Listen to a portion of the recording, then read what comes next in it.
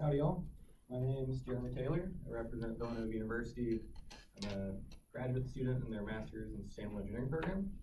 I put this presentation together with my peer Adam Butler. He's the second half of this, looking at vertical gardening. My expertise with this is on the energy producing side. So without further ado, closing the food loop, converting food waste to fresh local produce. I'm going to go over a quick project background. We'll look at how we're trying to put the circular economy in motion at Villanova. I'll give you a rundown on HTC, or hydrothermal carbonization. We'll look at those value streams. I'll do my best to tell you about vertical farming. We'll look at the status of implementation, and I'll leave you with conclusions and the big picture. Okay, so the project background, Somax Environmental is a spin-off company from a septic waste company. And how you go from septic waste to vertical gardening, it's kind of a stretch, but CEO Dan Spracklin's making it happen. He partnered with Villanova University to figure out a way to better manage his septic waste. What they came up with was anaerobic digestion, and then taking the digestate and running that through hydrothermal carbonization. What they found is that there's very little carbon value left in that digestate, so they decided to move that to the front side of the process. In that research, they discovered that food waste is a great means for, or a great feedstock for hydrothermal carbonization. So there's two sides to this. One is analyzing feedstocks and characterizing the hydrochar that comes out of that. That was my research. And Adam's research was looking at different vertical farming systems and looking at their economic viability. And those two combined, we're applying new technologies to construct a beneficial circular economy with Villanova and Somax. So some project drivers, and a lot of these have been touched on. But food waste is the single largest waste stream going into landfills at about 22%. If we can tackle food waste, we can do a lot of good by reducing the amount of waste going into landfills. When food waste decomposes, it decomposes to CO2 and into methane. Methane has a 20 times global warming potential as CO2. Current waste solutions for organic waste, they don't maximize the potential of that resource. A lot of it gets landfilled or incinerated. You either lose the nutrients, or with compost, you don't get the embodied energy that's in that food waste. So we wanted to look at a different technology to maximize the potential of that resource. Villanova, it's right outside of Philadelphia. And a big issue with major cities like Philadelphia is there's food deserts. So people in the city can go and get a bag of chips or soda cheaper than they can get fresh produce and salad. Also, there's a lot of rundown buildings, and by this circular economy, we look to give second life to those rundown warehouses with our vertical gardening. Finally, a study came out this summer by Sweep, and it says the Northeast has about 10 years left of landfill capacity and about 20 years left total in the US. So taking all these project drivers combined, it really gives us some motivation to assess this issue. So where is Villanova now? Currently, Villanova doesn't send any food waste to landfill. It's pretty good. They send their pre-consumer to compost, and they send their post-consumer to Covanto, to the waste-to-energy facility. But what we want to implement at Villanova looks like this. Take our food waste, run it through HTC, hydrothermal carbonization.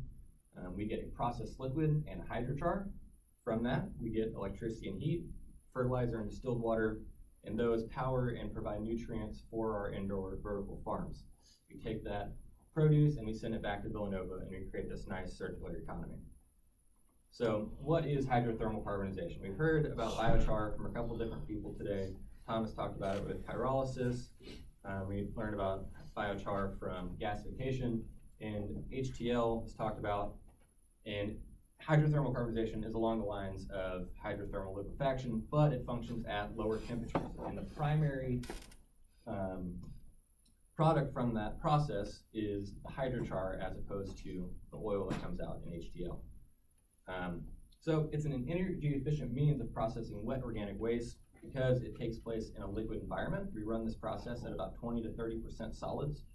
And because we don't have to dry this material, we're able to save that energy that would be needed to be put into the process to dry that material. It takes place in subcritical conditions. So I guess 350 to 430 Fahrenheit is about 180 to 220 Celsius, and when you compare that to the HTL processes, that was about 300 to 350, all right? And the pressure is just high enough to keep that liquid in the liquid phase. A big perk to hydrothermal carbonization is it actually sanitizes the feedstocks coming in, so we don't get pathogens that we would get in wastewater treatment solids or animal manures. And whenever we gasify the hydrochar on the back end, it's a net energy producing process, and we get about 8 times more energy on the back end of it than is necessary to run the process. So once this is up and running as a continuous process, we can use that energy to feed into the process and just power it off of food waste. Finally, comparing this to other organic waste solutions, it closes the loop on embodied energy, the nutrients, and the water. And we'll touch on those products here in a second. One final thing. Retention time is significantly less than anaerobic digestion, which is the current commercialized process for organic waste. We get about 30 minutes to 4 hours with this as opposed to 30 days with the anaerobic digestion. All right, so briefly touching on some of the research that I've done. I was tasked with characterizing char from different food groups. And we wanted to know what the char from these individual food groups look like so we know how a mixed food stream coming in, we can anticipate what those results would look like on the back end. So with the mixed food, we could one day get a whole lot of vegetables and animal proteins. And that may not produce char that's as good or a higher energy density as, say, vegetable proteins. So what I really want you guys to focus on this slide is mixed foods. This was a mix of animal proteins, starches, vegetables, and it comes out as a char still. But note, there's a higher oil production at the upper temperature limit, which was 220 for my research. So keeping that in mind, here are non-char producing feedstocks as an individual stream coming in. Brown grease, it doesn't carbonize. Animal proteins, it turns into a really smelly sludge. I had multiple professors on my floor get mad at me for leaving my lab door open during these tests. And finally, dairy, it didn't go well either. So big takeaway is fogs don't work well as an individual feedstock coming in, but whenever it's mixed in with other food waste, it does come out as a char. Another part of my research was looking at contaminants that would come in with these food streams. So we looked at paper and 2 different plastics, polystyrene and low-density polyethylene. After those 2 plastic runs, it was pretty apparent that at those low temperatures, we would not be getting char or any breakdown of those plastics. And I really could have figured that out just by looking at their melting points. But pictures show better than that. Notebook paper and cardboard, it didn't break down like I was hoping it would. And this is due to the high cellulosic materials in the paper and in the cardboard. So we need to run at about temperatures between 250 to 270 if we want to take in paper and cardboard. Otherwise, we're going to have to look at pure food waste streams coming in. So back to the circular economy diagram, I'm going to talk to you guys about the hydrochar coming out and processed liquid. So we want to use the hydrochar and we want to gasify it for electricity and heat. We've heard about gasification today, so I won't get into that. The energy density of hydrochar, or mixed food hydrochar at 210 Celsius, is right around the range of mid-grade coal. So I know our current administration has destroyed this term, but we are in fact making renewable, clean coal. On the left, we have the Van Krevelen diagram kind of showing how we increase the heating value with higher temperatures. So it really depends on our end product and what we want to do with this hydrochar and what temperature we're going to run it at. So lower temperatures has more volatile matter and higher fixed carbon, and depending on what we want to do, will vary how or what temperatures we run at. So with the processed liquid, we're proposing a vacuum distillation. Vacuum distillation runs at below atmospheric pressure, and it allows for liquids to boil at lower temperatures. So it's a more energy efficient means of distillation, and it's also odor free, which is pretty important whenever you're dealing with manures and wastewater treatment solids. The products that really come out of here that I want to focus on are the distilled water. That can be used to feed into our vertical farms, or it could just be released to the environment. And then the ASL, which is an ammonium sulfate nitrogen-based fertilizer. This is market ready, so whenever you can make a product that's already on the market, high chance that you're actually going to be able to sell it. This is done with a sulfuric acid stripping unit after the liquid has been separated. And then finally, all other organics or solids come out as kind of a concentrated nutrient mix. And this is where I foresee us having problems in selling or having a market for this, but we could probably mix it into compost and just have added nutrients into that compost. All right, so those are the value streams coming off of HTC for this process. Now getting into indoor vertical farming. So what is indoor vertical farming? Here's a picture that shows two different methods of farming. On the right, we have hydroponics. This is where roots are in a nutrient-rich solution. And on the left, over there, we have aeroponics. So the roots are in air, and they're fed at 15 minutes every hour, somewhere around there, with the nutrient base. It's really water-efficient systems as opposed to conventional farming. So some of the benefits of vertical farming, we're able to produce vegetables 12 months out of the year. So we don't have a growing season. There will be some differences between growing in the summertime and growing in the wintertime whenever it comes to energy bills, but we're able to produce all year round. Indoor vertical farming is done in a controlled environment. We control the temperature, the humidity, all aspects of it. It uses 90% less water than conventional farming. Conventional farming uses broadcast irrigation, and it just sprays water all over the fields. Most of that doesn't make it to the soil, and it's a really inefficient way of watering the crops. Indoor farming can be pesticide and herbicide free. Said it's a controlled environment, so hopefully no pests actually get in, because once pests get into your farm, it could be a big issue in getting them out.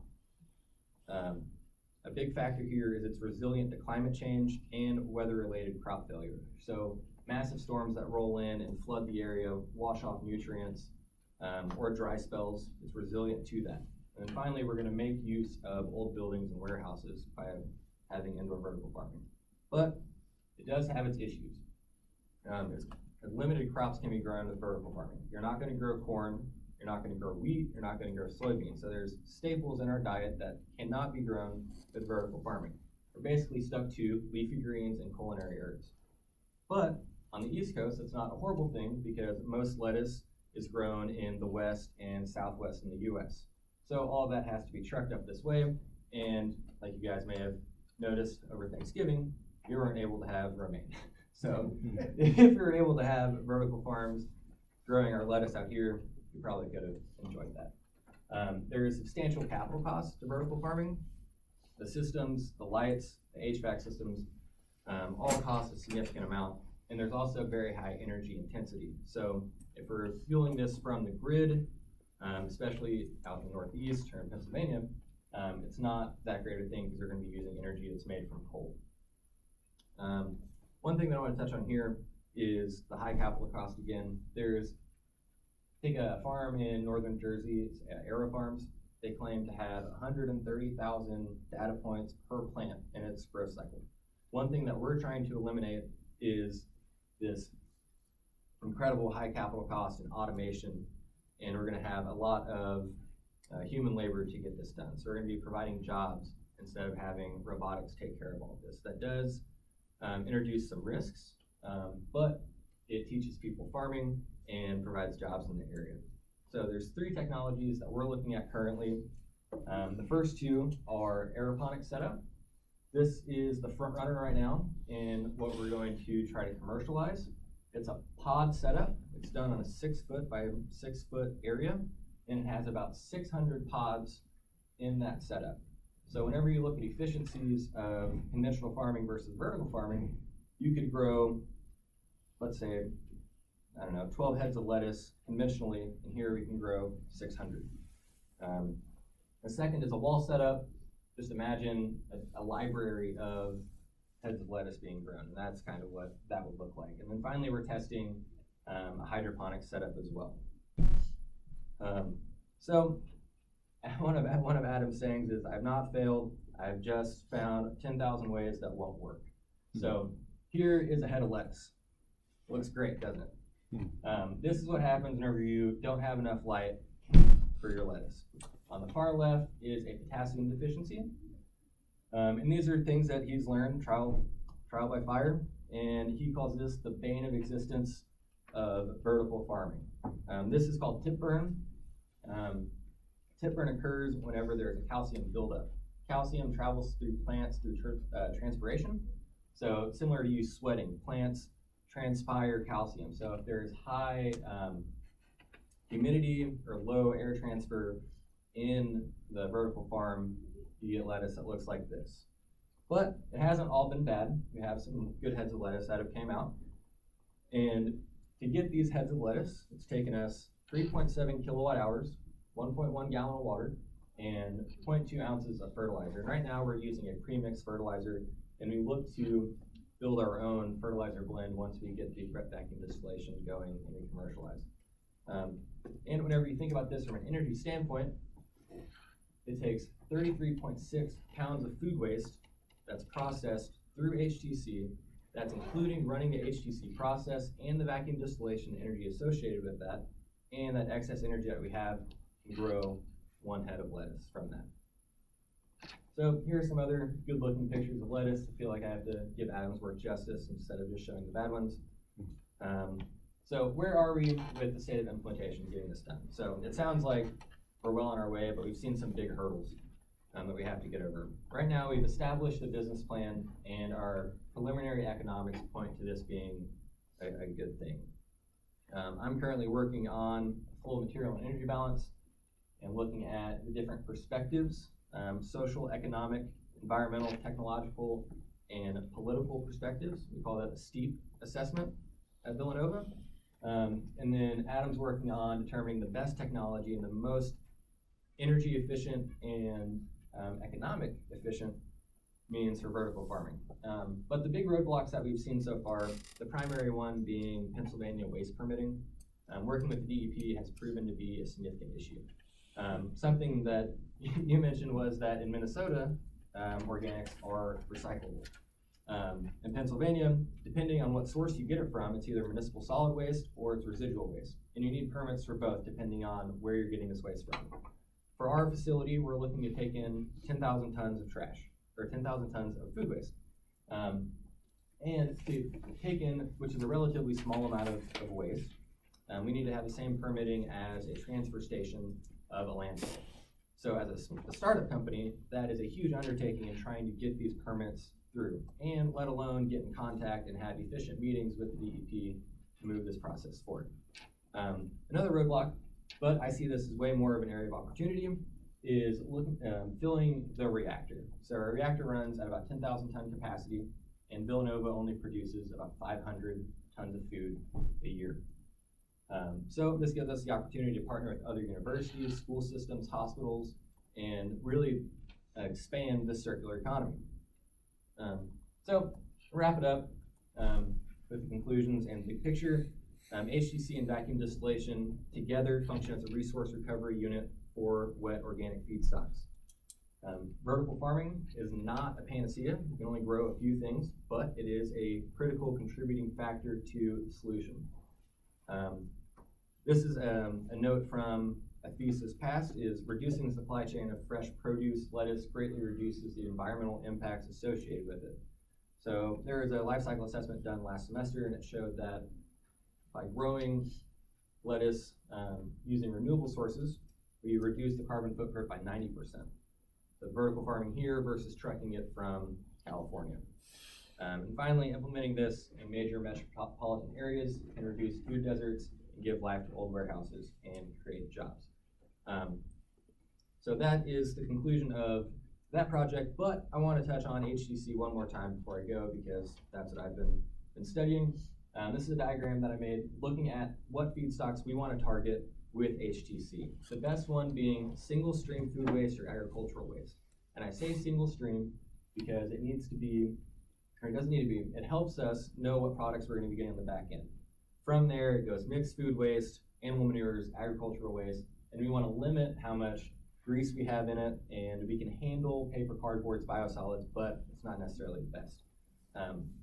If you use hydrochar for anything outside of renewable energy production, you're creating a potential carbon sink. So I've heard about soil amendments. With further upgrading, we can use it for batteries, capacitors, use it for air and water purification, and there's a litany of research out there that we'll be diving into to see what we can convert this hydrocharger to beyond just energy. So the potential markets for this are sustainable manure management, wastewater treatment, biosolids, and large-scale food waste processing. And I think that in the next decade, you'll see this come out more and more. Finally, my acknowledgements: Dan Spracklin for research funding and the idea, Villanova, the Chemical Engineering Department, and Sustainable Engineering Department, my research advisor, Dr. Satrio, and finally, my lab assistants, because what lab work would get done without undergrads? So thank you. You guys have any comments or questions? Jeremy, thank you so much.